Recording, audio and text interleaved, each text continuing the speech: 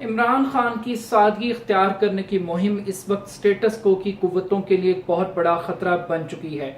इसकी एक ताज़ा मिसाल पाकिस्तान पीपल्स पार्टी की रहनुमा नफीसा शाह साहिबा की एक ट्वीट है, जिसमें उन्होंने कहा है कि वजीर आजम हाउस इमरान खान साहब की जाती जागीर नहीं है, ये पाकिस्तान की अवाम की मलकियत है और मुस्तकबिल में जिन वज़ीर आजम ने आना है ये प्राइम मिनिस्टर हाउस उनके लिए बनाया गया है। अब बिल्कुल ठीक कह रही हैं नफीसा शाह साहिबा कि ये पाकिस्तान की अवाम की ये इमरान खान साहब की जागीर नहीं है बल्कि पाकिस्तान की अवाम की मलकियत है। मगर सवाल ये है कि क्या वो यूनिवर्सिटी भारत के लोगों के लिए बनाई जा रही है? क्या जो यूनिवर्सिटी का ख्वाब इमरान खान साहब देख रहे हैं, क्या वो किसी दूसरे मुल्क से लोग आएंगे या वाकई पाकिस्तान के बच्चों को इन तालीमी इदारों में पढ़ने का मौका मिलेगा? लेकिन एक छोटा सा सवाल है, एक इंफॉर्मेशन है नफीसा शाह साहिबा आपके लिए कि इमरान खान को जागीर का ताना देने वाले अगर उस वक्त पिछले 5 साल के अंदर ये सवाल उठाते, मियां नवाज शरीफ साहब जी वजीर आजम पाकिस्तान रहे हैं,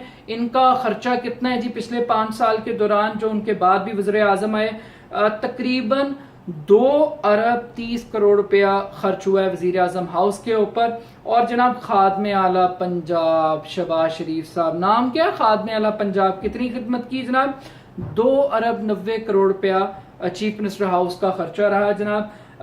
गवर्नर पंजाब बेजर विफाक का नुमाइंदा, क्या खर्चा है जी? 129 करोड़ रुपए।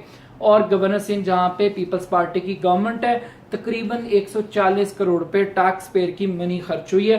तो मेहरबानी करके एक ट्वीट इन लोगों को शर्म याद दिलाने के लिए कीजिएगा कि इमरान खान ने तो अवाम का पैसा अवाम पे खर्च करने का फैसला किया, लेकिन जिन्होंने वाकई हकीकत में इन घरों को बाप की जागीर और इस पैसे को बाप का माल समझा है, कम से कम उनको भी एक ट्वीट जरूर कीजिएगा।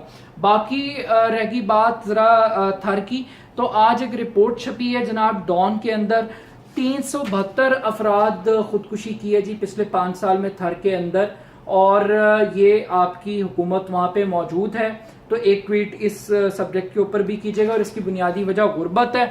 ये आज सुप्रीम कोर्ट में सिंध हुकूमत को 50,000 रुपए का जुर्माना किया गया और उनसे एक सवाल किया गया कि 2000 ग्रीन बसें कहां पर हैं। तो ट्वीट करके ये सुप्रीम कोर्ट में पेश होकर, क्योंकि आप तो अवाम की का बहुत दुख है आपको, तो आप तो जरूर बताएंगी कि वो बसें कहाँ गई हैं, वो जो तरक्की के ख्वाब हैं।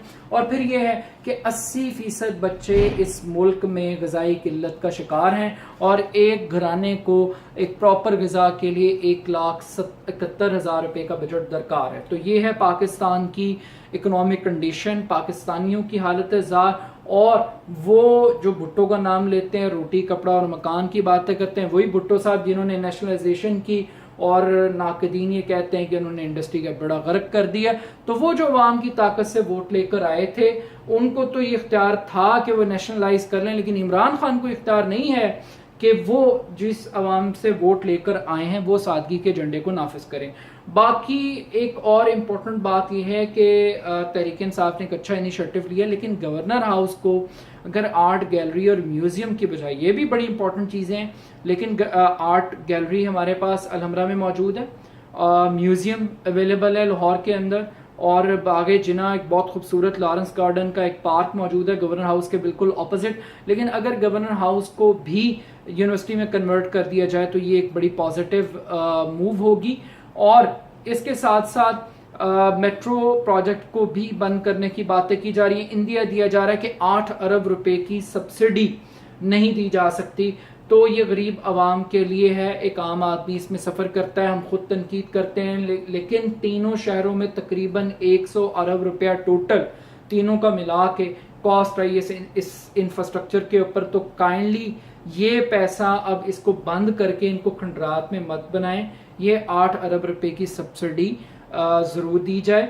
और अगर इसके रूट को एक्सपैंड कर लिया जाए गज्जू मत्ता से कसूर और शादरा से मुरीद के तक, तो शायद 1.5 से 2 लाख लोग इसको मजीद यूटिलाइज कर लें। और इसके साथ साथ ऑरेंज लाइन ट्रेन 250 अरब आप खुद बता रहे हैं कि लग चुका है। लाहौर का हेरिटेज, लाहौर की इन्वायरमेंट, लाहौर का इंफ्रास्ट्रक्चर पूरा तबाह हो गया और 250 अरब रुपया भी खर्च हो गया। तो काइंडली इस स्टेज के ऊपर अब इस प्रोजेक्ट को मुकम्मल कीजिए।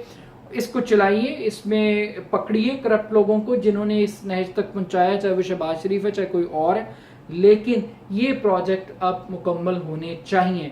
तो सादगी के एजेंडे को कंटिन्यू रखिए। आवाम ने आपको वोट तब्दीली के लिए दिया है, अगर आप वाकई सादगी के एजेंडे को नाफिज करते हैं।